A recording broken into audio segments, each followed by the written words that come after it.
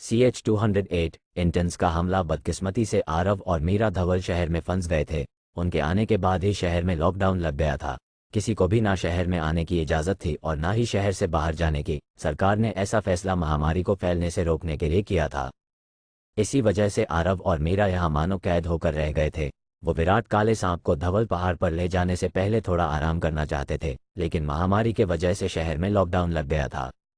सिर्फ इतना ही नहीं बल्कि उन दोनों को शक था कि कहीं विराट काला सांप ही उस महामारी की वजह ना हो, और अगर सच में ऐसा कुछ था तो वो लोग विराट काले सांप को शहर में नहीं रख सकते थे। उसे दूर भेजना ही सबसे बेहतर था, लेकिन उन्हें कहाँ पता था कि उनके आने के अगले ही दिन लॉकडाउन लग जाएगा।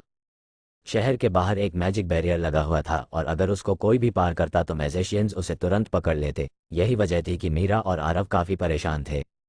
चाहे कुछ भी हो, हमें यहाँ से बाहर निकलना ही होगा। अगर हमारे कुल देवता ही इस महामारी का कारण है तो उनके यहाँ रहने से कंडीशन और भी बिगड़ जाएगी, मीरा ने कहा।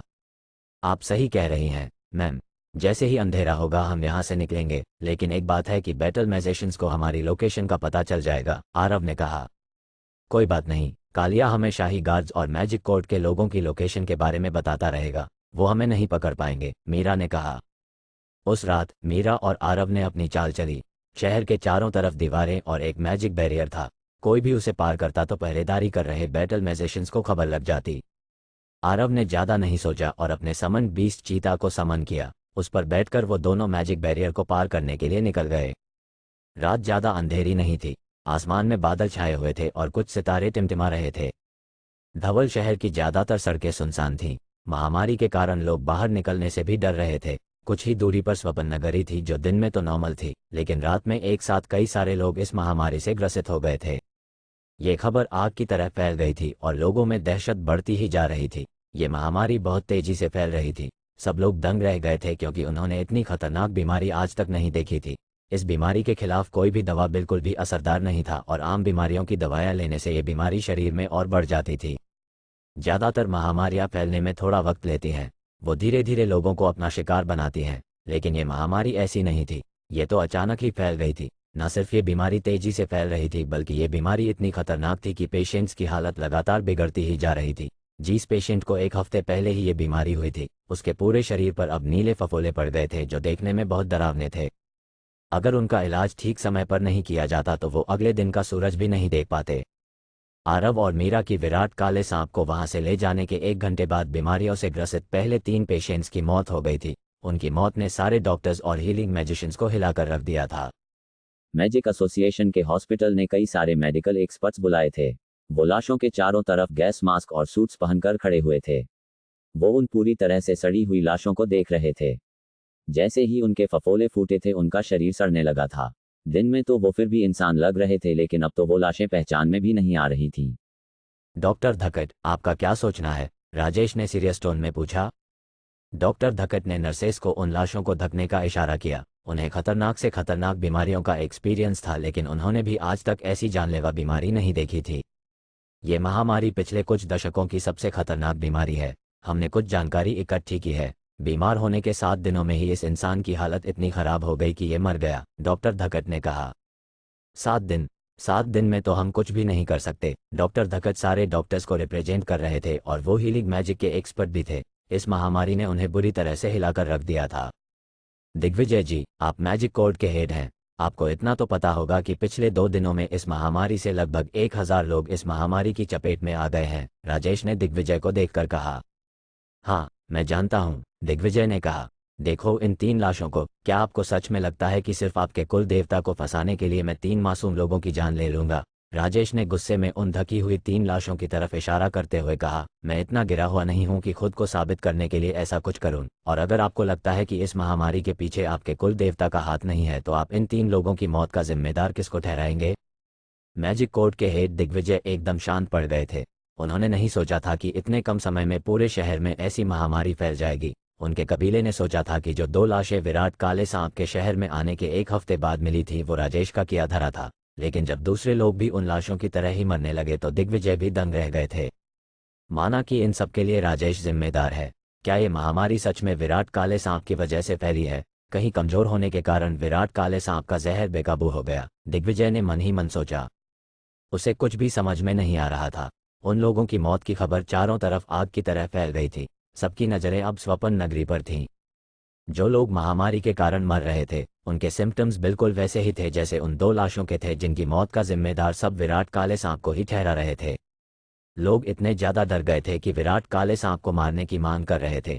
इस वक्त अगर कुल देवता कबीले के लोग पूरी दुनिया को विराट काले सांप का सच बता भी देते तो भी उनकी जान को बहुत खतरा होता। भले ही सरकार और एनफोर्समेंट यूनियन उसे बचाने की कोशिश करते, लेकिन भीड़ के दबाव में आकर उन्हें उसे मारना ही पड़ता। विराट काला सांप पश्चिमी झील में बहुत सालों से रह रहा था, लेकिन आज तक ऐसी महामारी नहीं आई थी। मुझे लगता है मुझे इस बारे में थोड़ी और जांच पड़ताल करनी होगी, दिग्विजय ने एकदम सीरियस टोन में कहा। दिग्विजय, राजेश गुस्से में चिल्लाया। उसकी आंखें लाल हो गई थीं। उसने मैजिक कोर्ट के हेड को उंगली दिखाते हुए कहा, तुम अभी भी उस विराट काले सांप को बचाने की कोशिश कर रहे हो? क्या तुम्हें शहर की कंडीशन का कोई भी अंदाजा है? 1324 लोग महामारी के शिकार हो चुके हैं और एक हफ्ते में वो सब भी इन लाशों में बदल जाएंगे। मैजिक कोर्ट के हेड होने के बाद भी क्या तुम आंख बंद करके अपने कबीले की परंपराओं को फॉलो करोगे और इन सारे लोगों को मरने दोगे? देखो राजेश, भले ही हमें ऐसा लगता है कि विराट काला सांप हमारे शहर में रह रहा है, लेकिन सच तो ये है कि वो हजारों साल पहले से यहाँ रह रहा है। हमारे पूर्वज यहाँ सिर्फ इसलिए ही जिंदा रह पाए क्योंकि उसने उनकी सुरक्षा की और इसी वजह से वो लोग यहाँ एक शहर बना पाए। भले ही इतिहास के पन्नों में इसकी ज़्यादा जानकारी ना हो, लेकिन हमारे कबीले में पीढ़ी दर पीढ़ी ये इतिहास हमें पढ़ाया जाता है। मैं जानता हूँ कि इस महामारी के कारण कई लोग विराट काले सांप पर शक कर रहे हैं, लेकिन मुझे जांच पड़ताल करने का थोड़ा वक्त दो। मैं मीरा से कहकर विराट काले सांप का थोड़ा खून मंगवा लेता हूँ। हम महामारी को खत्म करने के लिए उसके खून से कोई एंटीडोट बना सकते हैं, लेकिन उसे मारने की बात मत करो, दिग्विजय ने कहा। इतना सब होने के बाद दिग्विजय के लिए विराट काले सांप को बचाना मुश्किल हो गया था। वो नहीं जानते थे कि विराट काला सांप उस भयानक महामारी के लिए जिम्मेदार था या फिर नहीं, लेकिन कुल देवता कबीले के मुखिया होने के नाते उसकी जान बचाना उनकी जिम्मेदारी थी। उन्होंने प्रण लिया था कि वो हमेशा उसकी रक्षा करेंगे और यही वजह थी कि वो उसे मरने नहीं दे सकते थे। सिर्फ इतना ही नहीं बल्कि उसका जिंदा रहना पूरी स्वप्न नगरी के लिए बहुत जरूरी था। अगर विराट काला सांप नहीं होता तो ना जाने अब तक शहर में कितने युद्ध हो गए होते। हो सकता है कि अब तक कई डीमन बीस्ट के हमले से शहर पूरी तरह से तबाह हो गया होता। दिग्विजय की सिर्फ एक ही रिक्वेस्ट थी, विराट काले सांप को जिंदा रखना। वो विराट काले सांप को शहर से दूर भेजने के लिए तैयार थे। ये उसके लिए कुछ इंसानों के हाथों मरने से बेहतर था। तुमने मुझे आखिर समझ क्या रखा है दिग्विजय? मैं तुम्हें बेवकूफ़ दिखाई पड़ता हूँ? मेरा और मेरे गुट का काम सारे खतरों को जड़ से उखाड़ना है।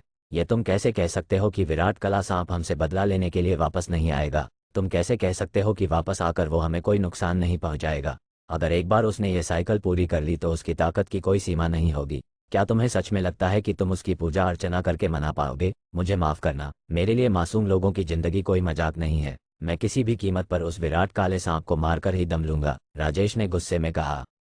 तो फिर मुझे माफ़ कर दो, लेकिन मैं तुम्हें यह नहीं बताऊंगा कि विराट काला सांप अभी इस वक्त कहाँ पर है। तुम्हें मुझे गिरफ्तार करना है तो कर लो, महामारी का जिम्मेदार मुझे ठहराना है तो वो भी ठहरा दो, लेकिन मैं तुम्हें उसकी लोकेशन नहीं बताऊंगा। दिग्विजय ने ठान लिया था कि वो विराट काले सांप को कुछ भी नहीं होने देंगे। तुम अभी भी उस विराट काले सांप को बचाने की कोशिश कर रहे हो, राजेश ने गुस्से में चिल्लाकर कहा। देखो राजेश, भले ही हमें ऐसा लगता है कि विराट काला सांप हमारे शहर में रह रहा है, लेकिन सच तो ये है कि वो हजारों साल पहले से यहाँ रह रहा है। हमारे पूर्वज यहाँ सिर्फ इसलिए ही जिंदा रह पाए क्योंकि उसने उनकी सुरक्षा की और इसी वजह से वो लोग यहाँ एक शहर बना पाए। भले ही इतिहास के पन्नों में इसकी ज़्यादा जानकारी ना हो, लेकिन हमारे कबीले में पीढ़ी दर पीढ़ी ये इतिहास हमें पढ़ाया जाता है। मैं जानता हूँ कि इस महामारी के कारण कई लोग विराट काले सांप पर शक कर रहे हैं, लेकिन मुझे जांच पड़ताल करने का थोड़ा वक्त दो। मैं मीरा से कहकर विराट काले सांप का थोड़ा खून मंगवा लेता हूँ। हम महामारी को खत्म करने के लिए उसके खून से कोई एंटीडोट बना सकते हैं, लेकिन उसे मारने की बात मत करो, दिग्विजय ने कहा। मैजिक कोर्ट के हेड दिग्विजय ने भी ठान लिया था कि वो विराट काले सांप को कुछ नहीं होने देंगे। वो शहर के इतिहास को बखूबी जानते थे। उन्हें पता था कि उनके कुल देवता इस शहर की रक्षा करते थे और उन्हीं की वजह से आज ये शहर जिंदा था और इंसानों का कोई हक नहीं था कि वो विराट काले सांप को मारें। अच्छा, तुमने मुझे समझ क्या रखा है? तुम्हें क्या लगता है कि अगर तुम मुझे नहीं बताओगे तो मैं पता नहीं कर पाऊंगा कि वो कहाँ पर है? मेरे आदमियों से मुझे खबर मिली है कि तुम्हारी भांजी और एक लड़के को धवल शहर में देखा गया है। तुम देखना, कल तक मैं उस विराट काले सांप का सिर शहर के सबसे भीड़ भाड़ वाले इलाके के चौराहे पर लगाऊंगा ताकि सब लोग जान सके कि मैंने उसे खत्म कर दिया है और अब उन्हें कोई खतरा नहीं है, राजेश ने चिल्लाकर कहा। उसकी बात सुनते ही दिग्विजय के चेहरे पर चिंता की लकीरें उभर आईं। राजेश को पता चल चुका था कि मीरा और आरव कहाँ हैं। दिग्विजय बस यही उम्मीद कर रहे थे कि शाही गार्ड्स के पहुंचने से पहले विराट काले सांप की मदद से मीरा और आरव वहां से बचकर निकल जाएं। धवल शहर में शाही गार्ड की यूनिफॉर्म पहने हुए एक आदमी गार्ड टावर पर खड़ा हुआ था और दूर पहाड़ों को देख रहा था। कैप्टन, क्या हम उनका पीछा करें? एक आम गार्ड ने उससे पूछा। नहीं नहीं, अभी उसकी जरूरत नहीं है। मैजिक कोर्ट के इंटर्न्स पहले ही उनका पीछा कर रहे हैं। हम उनके अपडेट्स का इंतजार करेंगे, हरप्रीत शाही गार्ड्स के हेड ने कहा। कैप्टन, मैंने सुना है कि विराट काला सांप बहुत शक्तिशाली है। हम सब एक साथ हमला करने पर भी उसे रोक नहीं पाएंगे, कम से कम मंत्री जी की मदद के बिना तो बिल्कुल भी नहीं, उस आम गार्ड ने कहा। तुम चिंता मत करो, इस दौरान विराट काला सांप काफी कमजोर है, बिल्कुल किसी आम डीमन बीस्ट की तरह। वो हजारों सालों से जिंदा है और अब उसको प्राकृतिक नियमों के विरुद्ध जाने की सजा झेलनी पड़ेगी, हरप्रीत ने कहा। इस बात को जानकर तो मुझे बहुत राहत मिली। अब बस हमें उस लड़की मीरा और उसके साथ जा रहे एक लड़के से निपटना है। क्या आप उस लड़के के बारे में कुछ जानते हैं कि उसका मैजिक कल्टीवेशन कितना है? गार्ड ने पूछा। वो सिर्फ एक इंटरमीडिएट मैजिशियन है, हरप्रीत ने जवाब दिया। अच्छा, तो फिर तो मैजिक कोर्ट का एक इंटर्न ही उसे आसानी से हरा देगा। धवल पहाड़ पर ज्यादातर चट्टानें थीं, वहाँ काफी कम पेड़ पौधे थे। ये पहाड़ इंसानों और डीमन बीस्ट की बस्ती के बीच एक सीमा जैसा था। पहाड़ की तलहटी में लंबी घास की घाटी थी, यहाँ एक भी पेड़ नहीं था। रात में जब भी हवा चलती थी तो घास लहराती थी और नज़ारा देखने लायक होता था। एक ब्लू वॉल्फ इस घास के मैदान में दौड़ रहा था, उसकी रफ्तार काफी तेज थी। जल्दी और तेज, मीरा ने अपने पीछे भागते हुए लोगों को देखा और चीता से कहा। ये इतनी ही तेज दौड़ सकता है? चीता संभल कर, आरव जोर से चिल्लाया। उसके चिल्लाते ही घास के मैदान में कुछ अजीब हरकत हुई। कई सारी वाइन्स एक साथ मिलकर एक जाल बनाने लगीं ताकि चीता सीधा दौड़ता हुआ आरव और मीरा के साथ जंगल में फंस जाए। सिर्फ इतना ही नहीं, बल्कि दूसरी जगह से भी वाइन्स निकलने लगी थीं।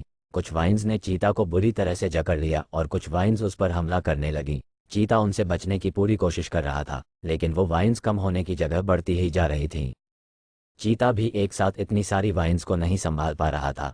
अचानक एक बहुत मोटी वाइन चीता के सिर पर लगी और उसके सिर से खून बहने लगा। इस हमले का फोर्स इतना ज्यादा था कि चीता इम्बैलेंस हुआ और धड़ाम से गिर गया।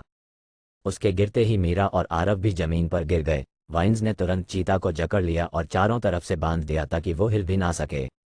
मीरा तुरंत खड़ी हुई और बोली, आरव संभल कर, जिसने भी हम पर हमला किया है वो एक काफी शक्तिशाली प्लांट मैजिशियन है। आरव ने हाँ में सिर हिलाया और अपने मन की शक्ति से उस मैजिशियन को ढूंढने की कोशिश करने लगा।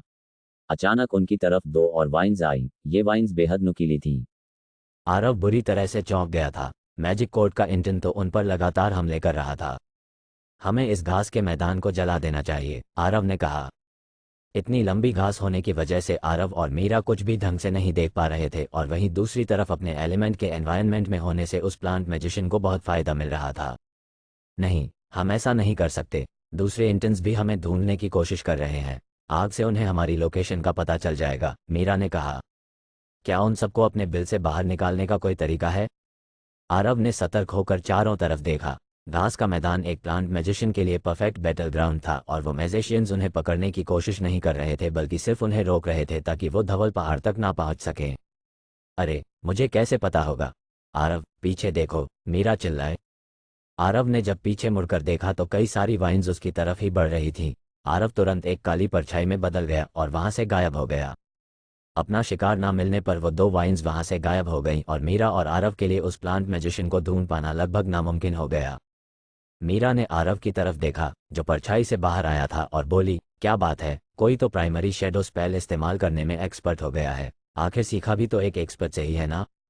अगर आप नहीं होती तो शायद मैं ये सब कुछ सीख ही नहीं पाता, आरव ने कहा। एक काम करो, तुम अपनी शेडो स्पेल का इस्तेमाल करके उस प्लांट मैजिशियन को ढूंढो, मैं तुम्हें कवर देती हूँ। लेकिन एक बात याद रहे कि उसे कोई नुकसान मत पहुंचाना, सिर्फ शेडो नेल से रोक लेना, मीरा ने कहा। जैसा आप कहें, मैम, आरव ने मीरा को सलाम करते हुए कहा।